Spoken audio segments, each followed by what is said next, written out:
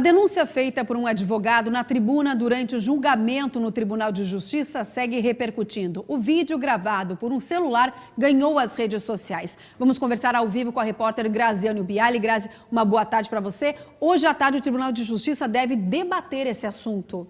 Boa tarde, Diane. Boa tarde a todos. Exatamente. Hoje pela manhã, a assessoria de imprensa do Tribunal de Justiça nos confirmou que os 82 desembargadores aqui de Santa Catarina devem se reunir, então, hoje, por volta das 4h30 da tarde, para tomarem conhecimento dos fatos e também avaliar de que forma o TJ vai avançar no caso. E na sexta-feira, também no final da tarde de sexta-feira, o advogado de defesa do desembargador Eduardo Matos Galo Júnior também se pronunciou à imprensa. Meu cliente não recebeu nenhuma propina, não solicitou nenhuma propina e não recebeu nenhuma oferta de propina. Essa é a afirmação da defesa. O desembargador também já pediu ao Ministério Público a abertura de um processo contra o advogado. Protocolizou perante o Procurador-Geral de Justiça uma representação para a apuração dos crimes de calúnia e outros crimes de contra-honra, de difamação e injúria contra o ilustre advogado, pela imputação de crime contra a administração, que seria a corrupção, e solicitou audiência ao ministro Corregedor Nacional da Justiça em Brasília, lá no CNJ. A acusação do pedido de propina ocorreu durante o julgamento no Tribunal de Justiça de Santa Catarina na última quinta-feira. Esse cidadão foi abordado com uma proposta que veio do Rio de Janeiro para receber 500 mil, 250 mil antes, 250 mil depois. E o descarado chegou a mandar para o nosso escritório uma conta-proposta que poderíamos cobrir isso por 700 mil.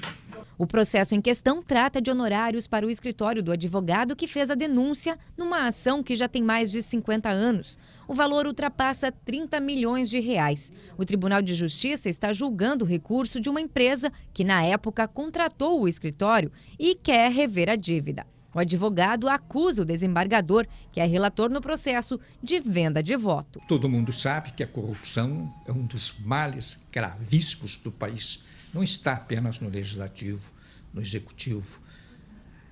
A instituição mais preservada é exatamente o judiciário. Mas, infelizmente, dentro do judiciário também existem ovelhas negras. Em nota, a Associação dos Magistrados se mostra preocupada com a denúncia, aguarda as provas e as investigações. A Procuradoria-Geral de Justiça do Ministério Público está analisando um ofício que recebeu do Tribunal de Justiça aqui de Santa Catarina, onde constam as informações sobre a sessão do julgamento de quinta-feira, onde tudo aconteceu. Entre hoje e amanhã, o Ministério Público deve, então, se posicionar. Existe a possibilidade de abrir, então, aí um procedimento por parte do Procurador-Geral de Justiça ou, então, encaminhar para outros órgãos de competência do Ministério Público ou ainda do Poder Judiciário. Nós também entramos em contato hoje pela manhã com o Conselho Nacional de Justiça e a assessoria de imprensa nos informou que a Corregedoria Nacional de Justiça já abriu um procedimento para investigar esse caso, mas ainda não existe prazo para terminar as investigações. Agora nos cabe então aguardar a reunião de hoje à tarde, com os 82 desembargadores lá no Tribunal de Justiça para podermos continuar acompanhando esse caso. Eu volto com você, o Diane já está acompanhada aí do Prisco e do Prates. Obrigada, Grazi. Uma boa tarde para vocês, então, Prisco, Prates, repercutindo o assunto, que vem ganhando força, enfim. Olha, Yudiane Prates, fundamental é a investigação. Foi levantada uma suspeita sobre o magistrado e isso tem que ficar claro. A começar pelo próprio advogado. Ele precisa apresentar a prova. Ora, ele fez uma acusação gravíssima durante uma sessão. Se já havia suspeita, por que ele não entrou com um processo contra o magistrado antes do magistrado proferir o seu voto? Estranho. Só uma prova testemunhal é muito pouco, ainda mais do advogado sócio dele, Odilon Córdova. E outro detalhe, ele ali não é apenas advogado, ele é parte interessada no caso, que são os honorários advocatícios. Normalmente, o advogado não defende o seu interesse próprio. Normalmente, contrata um colega para representá-lo. Outra questão a ser destacada é desembargador presidente da Câmara, que deixou o advogado falar à vontade quando tinha que ter pedido prova. Ou não tinha que ter permitido que ele simplesmente lançasse uma suspeita sem a devida comprovação. Não lhe parece, Pratos? Com certeza. Agora, Prisco, é aquela história. Nas delações da Lava Jato, quantas destas delações carecem de provas? E diante deste assunto eu me lembro do Paulo Francis. Há muitos anos o Paulo Francis falou do que acontecia fora da lei dentro da Petrobras. Se encrencou, ele não tinha provas. Por isso se encrencou. Anos depois, ele tinha toda a razão. O problema do Francis foi o seguinte, é que o então presidente da Petrobras entrou contra ele, não no Brasil, Sim. nos Estados Unidos, e lá a coisa é diferente.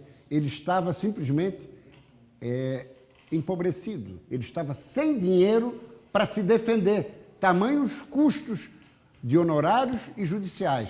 Tanto é que, à época, ele recorreu ao velho amigo Zé Serra, que, por sua vez, falou com o Fernando Henrique Cardoso, que era presidente da República, e morreu de infarto. Segundo amigos e familiares, porque depressivo com a situação e empobrecido. Tinha que ter pegado um avião, vindo para o Brasil e procurado a pessoa acusada. Tinhas que ter feito isso, Paulo Francis. Senão o cara morre do coração. E olha, para terminar a minha participação neste assunto enjoado, eu participei de um debate num curso de teologia na PUC, fazendo psicologia. A discussão era provas da existência e provas da inexistência de Deus. Ninguém provou nada. Outra questão que eu diria é o seguinte, Yudiane, como a Grazi colocou, teremos sessão hoje do Pleno. Está reassumindo o tribunal o presidente Torres Marques, que se afastou pelo falecimento da progenitora. Hoje a mídia dá a notícia que será uma sessão fechada, resta saber como o Torres Marques vai conduzir, mas o presidente interino na semana passada, Alexandre Divanenko, vice-presidente, vai defender que a sessão seja aberta em nome da transparência. E o que está em questão? Será afastado ou não o desembargador Eduardo Galo?